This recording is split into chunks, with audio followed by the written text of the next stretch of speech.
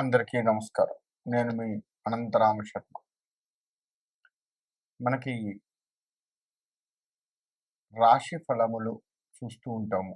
ఎందుకు చూస్తాము అసలు రాశి ఫలాలు అంటే, ప్రతి నెల కూడాను ఈ రాశి ఫలాలు చూసుకోవడము, లేదు ఇలా మీడియాల్లో వినడము, చేయడము చేస్తూ ఉంటాము. ఎందుకు అన్న విషయానికొస్తే, గత నెల కంటే ఈ నెలన్నా బాగుందా లేదా అనేది ఒకటి. ఒకవేళ బాగుంటే పర్వాలేదు. ఈ నెల మనకి సాఫీగా సాగిపోతుంది. ఈ నెల చాలా బాగుంది. కాబట్టి ఈ బాగున్న దాన్ని మనం ఇంకా మెరుగ్గా ఎట్లా చేసుకోవాలి, ఏమిటి అనేది చూసుకుంటాం. మరి ఒకవేళ బాగా లేదు ఈ నెల అనుకున్నటువంటి రాశులు ఏమన్నా ఉంటే, ఆ రాశి వారు ఎక్కడ బాగలేదు, ఎందుకు బాగలేదు, మనలో ఎక్కడ తేడా వస్తుంది, మొత్తం కూడా చెప్తూ ఉంటాం మేము. దేనివల్ల ఈ సంవత్సరం ఎక్కడ బాగుండట్లేదు, ఏం చేయటం వల్ల బాగుండట్లేదు అనేది కూడా కొన్ని చెప్పాల్సొస్తుంటుంది. కాబట్టి అటువంటివి మనం తగ్గించుకుంటూ, అటువంటి వాటి విషయాల జోలికి పోకుండా, ఉదాహరణకి కోపం ఎక్కువ అనొచ్చిందనుకోండి, ఈ నెల మొత్తం మనం కోపాన్ని తగ్గించుకుంటూ, ఏం చేస్తే బాగుంటుందింకా అనేది ఆలోచిస్తూ, మనం ముందుకు పోతూ ఈ నెల కూడా మనకు అనుకూలంగా మారేటట్లుగా చేసుకోవచ్చు. అంటే జాగ్రత్త పడటం కోసము ఈ నెల మనం కొంత జాగ్రత్త పడుతూ, తర్వాత బాగున్నదనుకోండి, దాన్ని ఇంకా మెరుగ్గా ఎట్లా చేయాలి అనేది చూసుకుంటూ, లేదు దాన్నే సరళంగా ఆ విధంగా అయినా సరే ఈ నెల గడిచిపోతే సరిపోతుంది అనుకున్నట్లుగా అయినా ఆలోచిస్తూ, మనం ఈ రాశి ఫలాలు తెలుసుకుంటూ ఉంటాము. కాబట్టి రాశి ఫలాలు అందుకు తెలుసుకోవాలి కానీ, ఏదో చెయ్యొచ్చు, దీనివల్ల ఇంకేదో అయితుంది, ఏదో ఒక్కసారే కలిసొస్తుంది, ఇలా దయచేసి ఆలోచించకండి. మనకు ఒక్కసారి ఏది పడదు. మనం కష్టపడ్డ దాన్ని బట్టే మన యొక్క ముందుకు వెళ్ళటం ఉంటుంది. దానికి కాస్త గ్రహాలు కూడా అనుకూలిస్తూ ఉండాలి. ఆ గ్రహాల అనుకూలత ఉందా? లేదా? తెలుసుకుంటే, ఒకవేళ లేకపోతే ఏం చేస్తే గ్రహాల అనుకూలత ఉంటుంది అనేది చూసుకుంటూ, మనం దానికి పరిహారాలు, దోష నివృత్తి చేసుకుంటూ, లేదు రెమెడీస్ ఏదైనా చేసుకుంటూ, మనం ఆ గ్రహాన్ని శాంతింప చేసుకొని, మనకు అనుకూలంగా ఉంచుకొని, ధర్మబద్ధంగా నడుస్తూ మన రాజకీయం కానీ, ఉద్యోగ వ్యాపారస్తులు కానీ, ఏదైనా సరే చేతి వృత్తులు కానీ, ఇలా అన్ని రంగాల వారు కూడాను దానికి అనుకూలంగా వెళ్తూ, మన జీవన ప్రయాణాన్ని కొనసాగించుకోవడం కోసం మాత్రమే ఈ రాశి ఫలాలు చూస్తూ ఉంటాము. కాబట్టి ఇక ముందుగా మనము ఒక్కొక్క రాశి గురించి తెలుసుకుంటూ ముందుకు వెళ్ళే ప్రయత్నం చేద్దాం. చిట్ట చివరి రాశి మీనరాశి. మీనరాశి వారికి 6వ ఇంట గ్రహ సంచారం వలన, గ్రహ ప్రభావం వలన వీరి పనులన్నీ కూడా శుభ శుభ పనులన్నీ కూడా మిశ్రమంగా ఉంటాయి. లాభాలన్నీ కూడా సమానంగా ఉంటాయి. మామూలు లాభాలనే చేతికందుకుంటారు. కానీ మీరు ఊహించిన లాభాన్ని మీరు చేతికందరు. ఈ యొక్క రాశి వారు ఊహల్లో తేలుతూ ఉంటారు. జాగ్రత్తగా ఉండండి. ఊహలలో ఎట్టి పరిస్థితుల్లో తేలవద్దు. ఊహల్లో తేలారా, ఆ ఊహలు ఊహలుగానే మిగులుతూ ఉంటాయి. అది ఎప్పటికీ సాధ్యం కానంత ఇదిగా ఉంటారు. కాబట్టి ఊహల్లో తేలకుండా జాగ్రత్త వహించండి. మీ యొక్క పనులు ప్రారంభంలోనే ఆటంకాలయ్యి చివరికి పూర్తి చేస్తారు. మధ్యలో మొత్తం ఆందోళనలు, భయములు, చికాకులు కుంగతీస్తూ ఉంటాయి. భర్త, భార్యాభర్తల మధ్య కాస్త అన్యోన్యత తగ్గే ప్రమాదం కనబడుతూ ఉంది. సకాలానికి భోజనము చెయ్యరు. టెన్షన్స్ ఎక్కువగా పెట్టుకుంటారు. సకాలానికి భోజనం చేయకపోవడం వల్ల ఉదర సంబంధ వ్యాధులు కూడా వచ్చే ప్రమాదం కనబడుతూ ఉంది. ఇటు తిరిగి ఈ రాశి వారు శివాభిషేకము చేసుకుంటూ, వినాయకుడికి ప్రదక్షిణ నమస్కారములు, వినాయకుడి అర్చన చేసుకుంటూ ఉండటం వల్ల ఈ యొక్క ఆగిపోతున్న పనులు కాస్త ముందుకు జరగడం, శివాభిషేకం వల్ల ఈ భగవద్ అనుగ్రహము, ఈ రెండూ కూడా కలుగుతూ ఉంటాయి.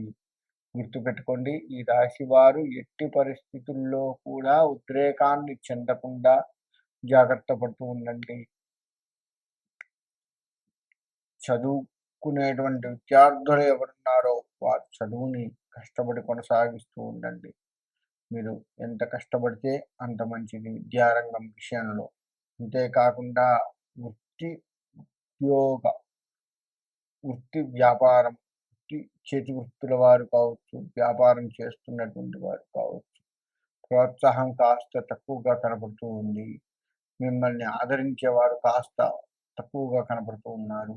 రాజకీయ పరంగా కూడా చూసుకుంటే మీరు అనుకున్న స్థాయికి ఊహించుకుంటారు, కానీ అనుకున్న స్థాయికి పూర్తి స్థాయిలో వెళ్ళలేకపోతూ ఉంటారు. దాన్ని కాస్త మీరు సరి చేసుకుంటూ వెళ్ళండి.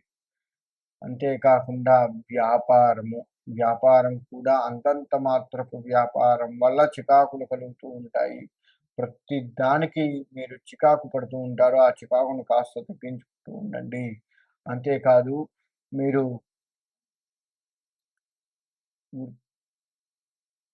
అనేక కొత్త సమస్యలకు దారితీసే ప్రమాదం కనపడుతూ ఉంది. జాగ్రత్త వహించండి. మీరు ఎంత ఓపికగా ఉంటే అంత మంచిది. ఆదిత్యాది నవగ్రహాలకి జపము చేయించుకోండి. మీ జాతకరీత్యా ఏ గ్రహము బాగలేదో చూసుకొని దానికి కాస్త జపం అధికంగా చేయించండి. కొంత డబ్బు ఖర్చయినా పర్వాలేదు అని కనుక చేయించుకుంటే మీరు కాస్త ముందుకు వెళ్తే ఆస్కారం కనబడుతూ ఉంది. మీరు జపాలు కనుక చేయించుకోకుండా ఏం కాదులే ఇవన్నీ వస్తూనే ఉంటాయి అంటే మీరు ఎప్పటికీ అలానే ఉంటారు. ఈ నెల మొత్తం కూడా మీకు గడ్డు కాలం కాబట్టి ఈ నెల ప్రభావం వచ్చే నెల, వచ్చే నెలలో కూడా ఈ రాశి వారి యొక్క గడ్డు కాల పరిస్థితి తర్వాత కూడా పడే ఆస్కారం కనబడుతుంది. జాగరూకులై ఉండండి. మీరు ప్రతిదీ కూడా ఆచితూచి వ్యవహరించండి. కష్టం వచ్చిందని కుంగిపోవద్దు. గుర్తుపెట్టుకోండి. ఎక్కడా కూడా మనస్తాపానికి ఆస్కారం ఇవ్వకండి. అలా ఉన్నట్లయితే తప్పకుండా మీకు బాగుంటుంది. లేదు అంటే మిశ్రమ ఫలితాలైతే తప్పకుండా వస్తాయి. ఆటంకాలు జరుగుతూ ఉంటాయి. అందుకే వినాయకుడికి పూజ చేయమన్నది. చేస్తే చివరికల్లా మీకు ఆ పనులు ఆటంకమైన పనులు ఆటంకంగా ఉండకుండా పూర్తి చేసే విధంగా, త్వరగా పూర్తి చేసే విధంగా స్వామివారు మిమ్మల్ని అనుగ్రహిస్తూ ఉంటాడు. గరిక వినాయకుడికి పెట్టండి. వీలుంటే బెల్లంతో అభిషేకం చేయించండి. వీలుంటే స్వామివారికి బెల్లము, అరటిపండ్లు, కొబ్బరికాయ ఇటువంటివి నివేదనలు చేస్తూ ఉండండి. మీ శక్తి కొలది వినాయకుడికి చేస్తూ ఉండండి. ఈశ్వరుడికి కూడా అంతే. మీ శక్తి కొలది చేస్తూ ఉండండి. హర హర మహాదేవ అని ఒక చెంబెడు నీళ్లు పోసినా సరే శివుడు అనుగ్రహిస్తాడు. కానీ మనస్ఫూర్తిగా పోయండి. బిల్వ దళాలు శివుడికి పెట్టండి. ఏకబిల్వం శివార్పణం అంటూ కనుక మీరు పెట్టినట్లయితే ఆ యొక్క బిల్వదళం మీరు పెట్టిన ఆ ఫలితం అమోఘంగా కనపడుతుంది. శివుడు మీ యొక్క కష్టములను లయం చేసుకొని మిమ్మల్ని ఉద్ధరించడానికి సిద్ధంగా ఉన్నాడు. కానీ మీరు ఏకాగ్రతగా మీరు ఆ శివుడికి అభిషేకం చేయడమే తదుపరి. మనస్ఫూర్తిగా కనుక మీరు ఏ పని చేసినా శివాభిషేకం కానీ ఎటువంటి మంచి పనికి ఏది ముందుకు వెళ్ళినా బాగుంటుంది. మీరు వినోదాల్లో పాల్గొంటూ ఉంటారు. చాలా చాలా బాగుంటుంది. కానీ దూర ప్రయాణాలు తొందరపడి చెయ్యకండి. అన్ని వృత్తుల వారికి కూడా చెప్తున్నాను. దూర ప్రయాణాలను తగ్గించుకుంటూ తప్పనిసరి చెయ్యవలసి వస్తే చెయ్యండి తప్ప అక్కడ కూడా జాగ్రత్త పడుతూ చెయ్యండి. ఏ ఇబ్బంది ఉండదు. మీరు ఇప్పుడు నేను చెప్పిన జాగ్రత్తలన్నీ ఈ రాశివారు గనక చేసుకుంటూ ఉన్నట్లయితే ఈ రాశివారు కాస్త బాగుంటారు. ఈ రాశివారికి అందరికీ కూడా శివానుగ్రహం కలగాలి అని చెప్పేసి కోరుకుంటూ సెలవు తీసుకుంటున్నాను. ముందుగా ద్వాదశ రాశుల వారికి చెప్పేది ఏంటయ్యా అంటే, నేను ఇప్పుడు చెప్పినట్లుగా మీరు పరిహారాలు చేసుకుంటూ మీ రాశుల రీత్యా మీరు ముందుకు వెళ్ళండి. ఆ పరిహారాలు చేసుకోకపోతే నిజంగా ఇబ్బందులు వస్తాయి. అందులో ఎటువంటి సందేహం లేదు. మన జాతకం మొత్తం కూడా మన జీవితం మొత్తం కూడా జాతకం మీద, ఆ యొక్క గ్రహాల మీద అది ఆధారపడి ఉంది. గ్రహాల అనుకూలత మనకు ఉంటేనే ఉదాహరణకి సూర్యుడి అనుగ్రహం ఉందనుకో ఆరోగ్యం బావుంటుంది. చంద్రుడి అనుగ్రహం ఉంటే మనశ్శాంతి బావుంటుంది. ఇలా ఒక్కొక్క గ్రహం ఒక్కొక్కటి చేస్తూ ఉంటుంది కాబట్టి, మన జాతకరీత్యా ఏ గ్రహం బాలేదో దానికి సంబంధించి పరిహారాలు చేసుకుంటూ మీరు ముందుకు వెళ్ళడం ఎంతైనా శ్రేయస్కరము. కాబట్టి ద్వాదశ రాశుల వారు నేను చెప్పిన పరిహారాలు చేసుకుంటూ ముందుకు వెళ్ళి మీ యొక్క జీవితాన్ని తీర్చిదిద్దుకోవాలి అని కోరుకుంటున్నాను. మీ అందరికీ కూడా ద్వాదశ రాశుల వారందరికీ కూడా మీ ఇష్టదైవం, కులదైవాల యొక్క గ్రామ దేవతల యొక్క అనుగ్రహం సంపూర్ణంగా కలిగి సుభిక్షంగా ఉండాలి అని కోరుకుంటూ సెలవు తీసుకుంటున్నాను.